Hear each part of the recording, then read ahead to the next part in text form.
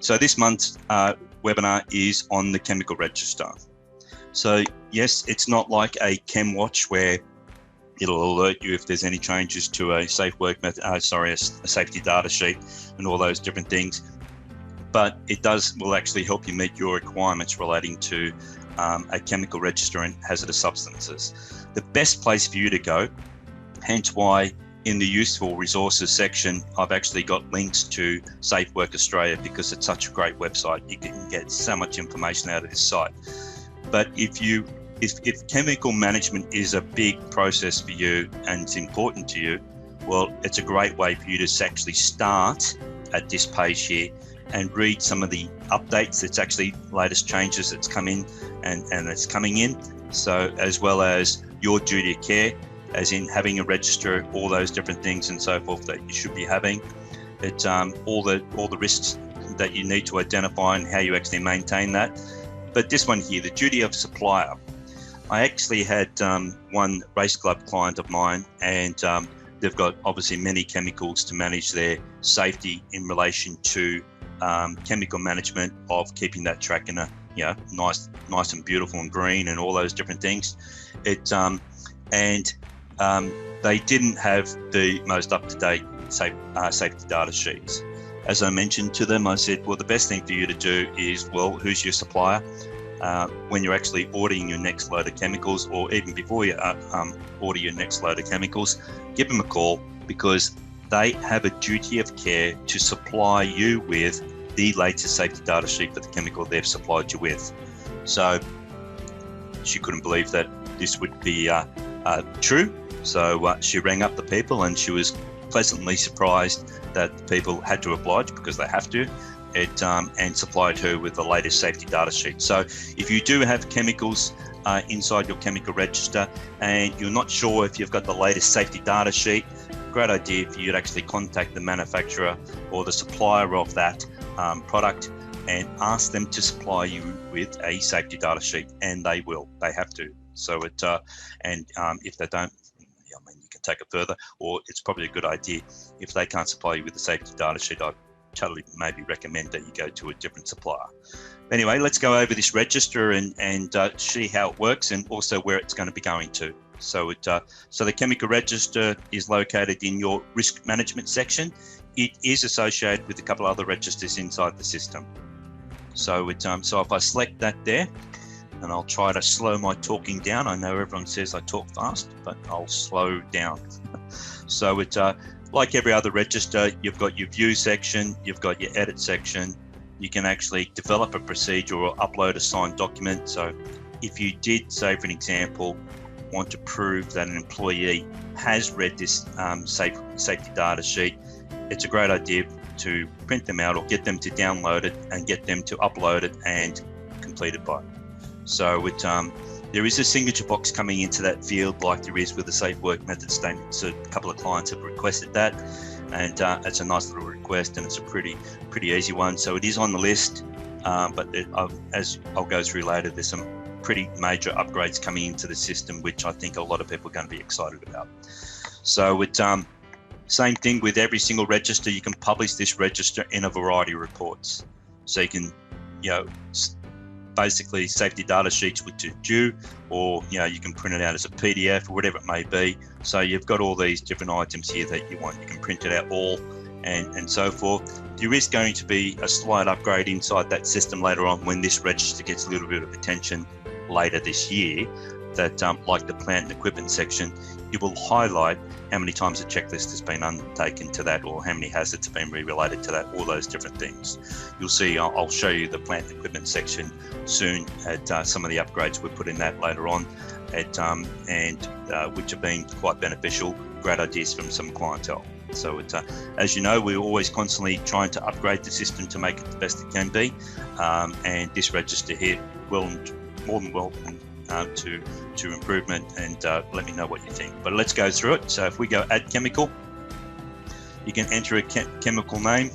You can relate it to, if you're related to the general site, obviously it's going to be seen in every single register for every single site. Or if you do have multiple sites, and those multiple sites, and you might have chemicals at each individual site, you might want to relate it solely to that site. And I'll highlight that why you might want to do that later on. So if you've got chemicals that are used in every single site, or safety data sheet that you want to relate to every single site, select it to the global site. But if you've got, say for an example, a shed or something like that, or a different site that only houses chemicals, you might want to relate that chemical solely to that site. So let's just select the overall global site.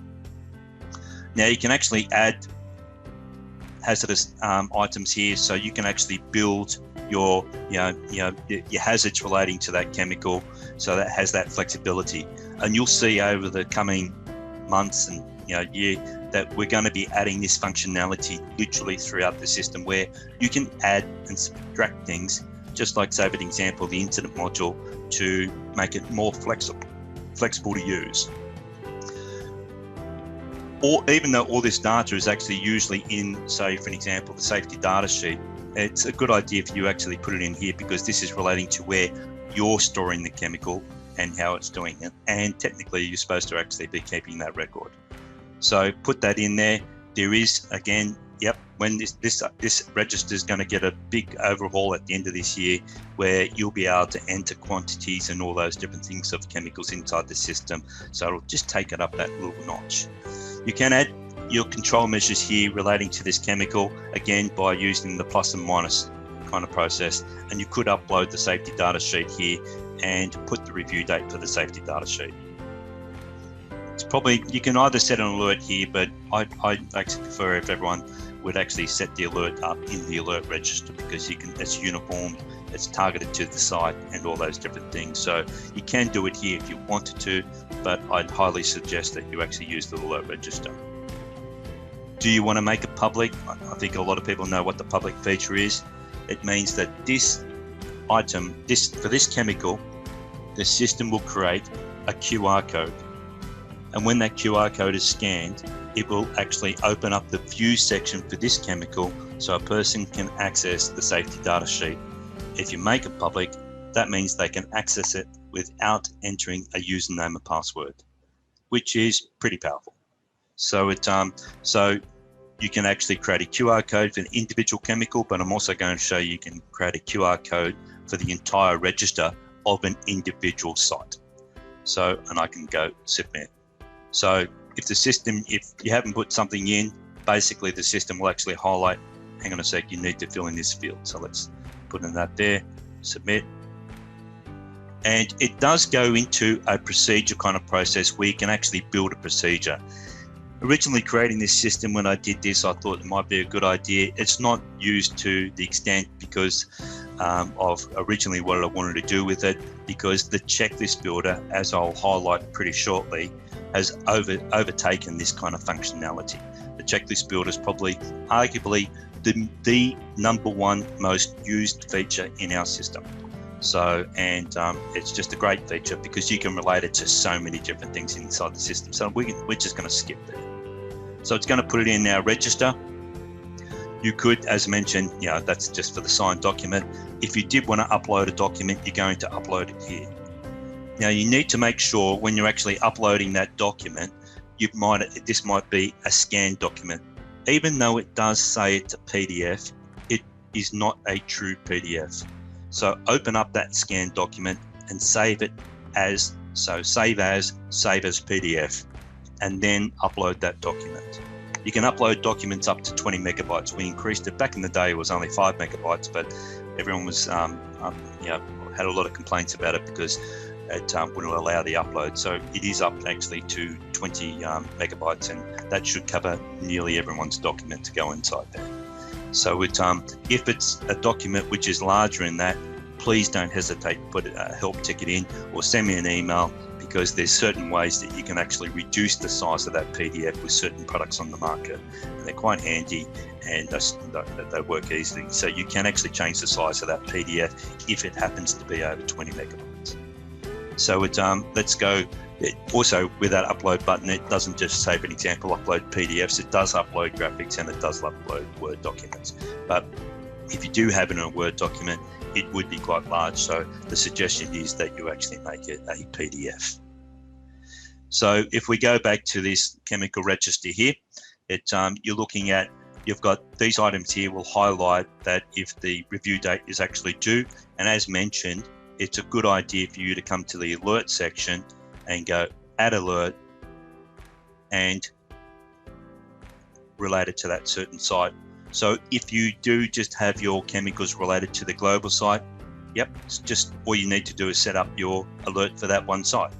If you have chemicals in different sites, or say for an example, you've entered a site inside your system called warehouse, for an example, and you've got all your chemicals related to the warehouse when you entered that chemical, then you would actually select warehouse. So it depends on which sites you actually have the chemicals at. If you're multi-site and you need to actually relate it to, you've got different chemicals at different sites when you entered them inside the system, obviously you're going to need to set an email alert up for each individual site. So it's when you're actually setting this up, just make sure that you set the email time frame as 1. So let's just say, for example, the expiry date is this day. It will actually, basically notify you that the next day that it's expired. Now, there is, like we've actually got throughout some of the other registers, like qualifications and so forth, where you've got an alert date and expiry date. Again, little things like that are all on the list of these little upgrades that we're constantly upgrading the system to make that functionality much better. Another kind of functionality which is going to make it much easier as well is that we're going to be putting out through the system. You might have seen recently, if I come to the policies, it's got review date and it highlights all the items which are due for a review.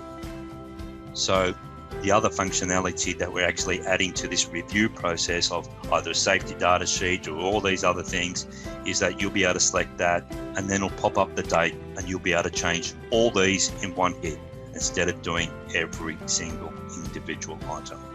So, but let's get back to the chemical register. What you should be doing, as I mentioned before, is that, let's go chemical register, print QR code. If you do have it in a shed and warehouse, it's a good idea for you to select warehouse. If you make it public, they can scan that QR code. It will actually bring this register now on their phone without them entering a username or password. You can actually, if it's only your employees using this QR code, you would select show employees on the form. If it's someone that the general public can actually scan for privacy reasons, you would select no, and you would select signature box, print. So it automatically creates a QR code for the chemical register of the sites that you selected. So another thing as well, if I select view, and if I go, say for an example, print, this is the view section of that chemical. So if I go print QR code, it's printed a QR code for that individual chemical, even with the name of the chemical on it. So technically you could print that out and stick it on the chemical. Yes, and I know it prints out 8 on one page and you might be only using 1, but I mean, it was just easier to have the formatting when we created that process. Yeah, later on there'll be all these different things, but it's, you can just discard the ones that you don't need. And yeah, later on we're actually going to have, this will be 8 different chemicals on this one page, but that's a distant kind of upgrade. It's when you scan that QR code, it will open up this page. If you've actually selected that, it is public. It'll open up this page, as I mentioned before, and they don't have to enter a username and password. So if you've actually selected that you do want them to enter a username and password, yes, once they scan the QR code, it'll open up the registration form, they fill in that there, and then it will take them to this page. So this register here also has any safety data sheets that you've previously uploaded will be sitting here. The top item here will be the latest one that is accessible via the download button in the register. You've got show log, shows you all the changes that you've actually changed, just like every other register has, to that item. Show maintenance, well, really, to change that word, show maintenance, that's the signed document that the person has uploaded. Will keep a history of anyone who's actually signed that document and uploaded that document. Show checklists. So this is the kind of feature that I mentioned overtakes the procedure builder really in this chemical register. So you could build a checklist inside that there before, and I know Gemma was watching me build one before the meeting, getting preparation for this meeting, where you can actually build a checklist relating to this individual chemical or every chemical. And if this chemical is selected from the drop-down list, it will save it here.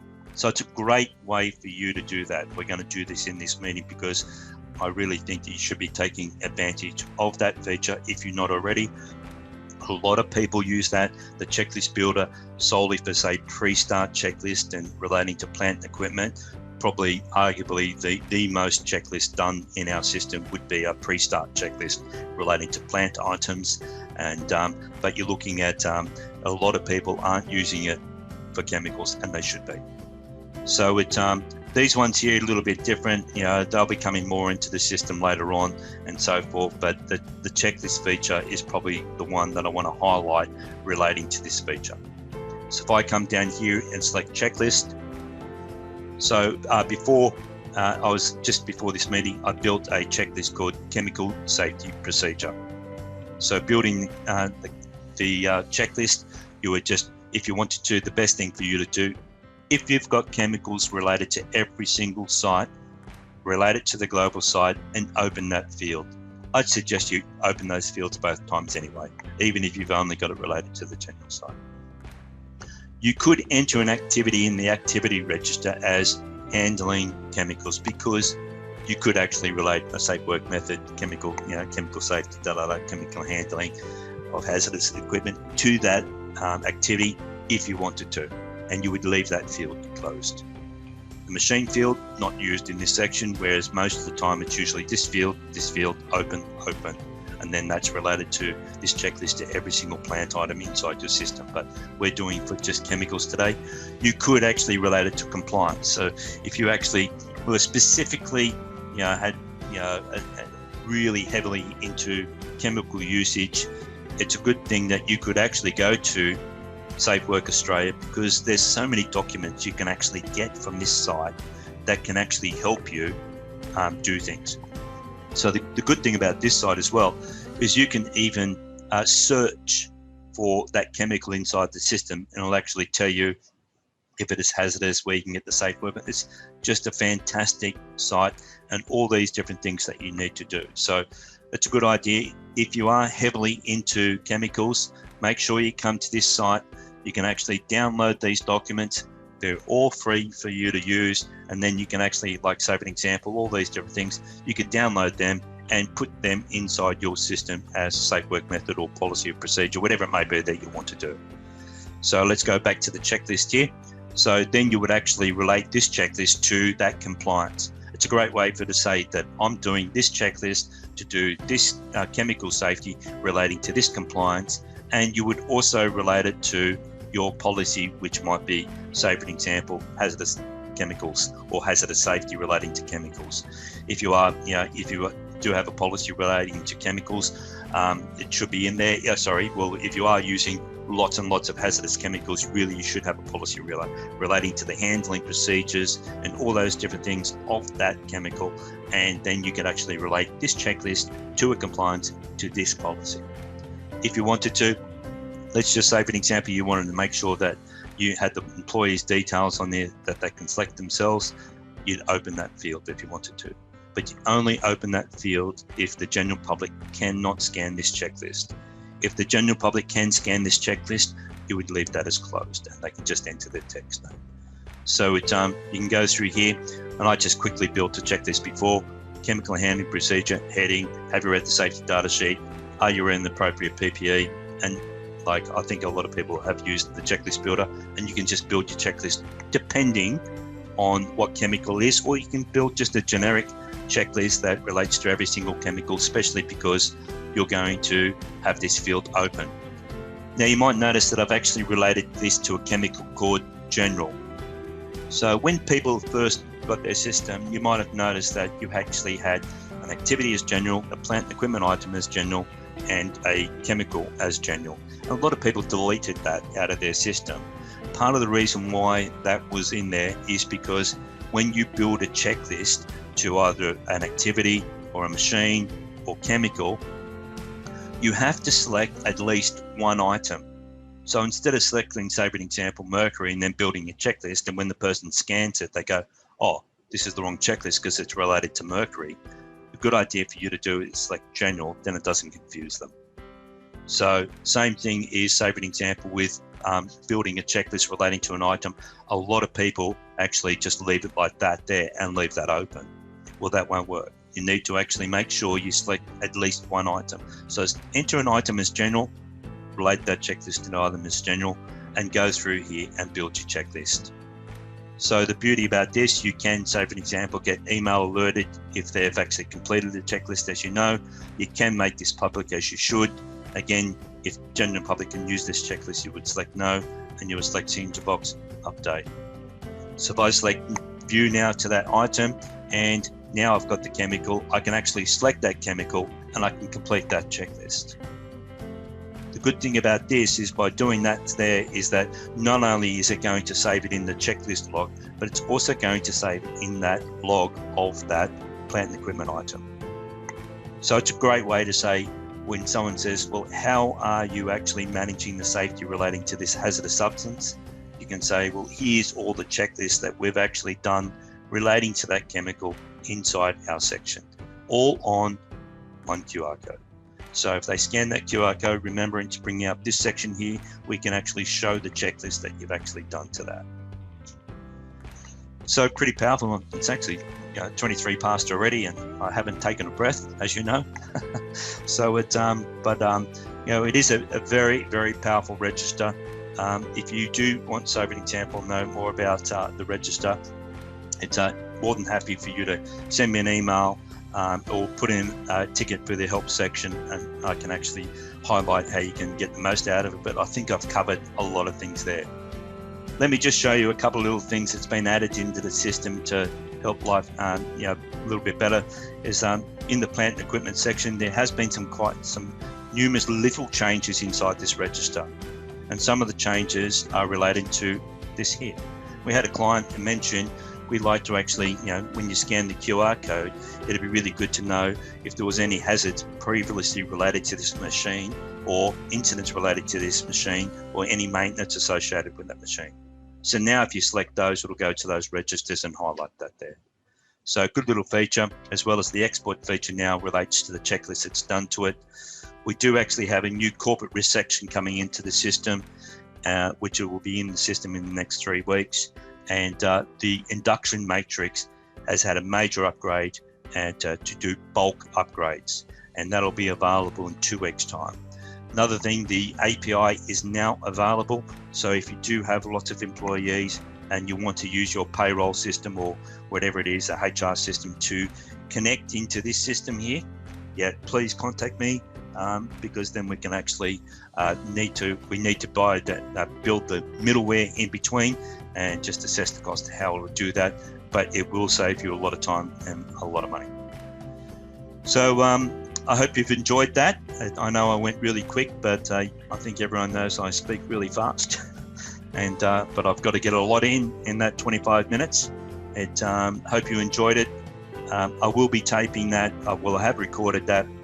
It will be in the help section tomorrow. So if you go to the help section up here and go to helpful resources, you'll actually see that'll be placed here. And in that helpful resources, if you did want to save an example, like I've also got save an example on not that section here too. So it's useful resources here that you can actually go to your state area that you want to do, but also save an example with the COVID section that I've got there. You can also go to Safe Work Australia via that link, and then just search chemical safety as I did. It's a really good website. Well, thank you for turning up. I hope you enjoyed that, and hope everyone's safe with the COVID thing. I think it's getting a little bit quieter now, except if you live in Victoria. So wish you all the best, and thank you for turning up. And next month's tutorial, hopefully you're in that one as well. Thank you.